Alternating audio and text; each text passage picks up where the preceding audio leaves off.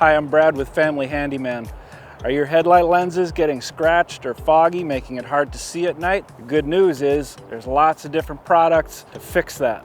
Now, you don't want to use just anything. There's lots of products on the market for this. I'm going to walk through the steps here so you can see just how easy it is to do. The first thing you want to do is mask off around the headlight so you don't inadvertently scratch up your paint. Now, I like to use painter's tape because it sticks well, but it doesn't leave a residue when you take it off. So these kits all pretty much work the same. I'm going to use this one from Meguiar's. It allows me to use a drill instead of just hand power. So the first step in the process is sanding, but before I do that, I'm going to take a little glass cleaner and make sure that there's not any extra grit or dirt on that lens. You've got this hand sanding pad and two different grits of sandpaper, 1000 and 3000. We'll start with the 1000.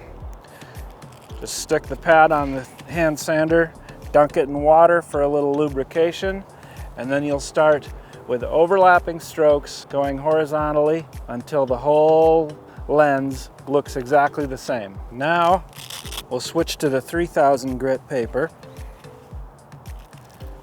Dunk it in water again, but this time we'll go in a vertical overlapping stroke. So with all the sanding done, we're going to wipe off any residue and make sure it's good and dry using a microfiber towel.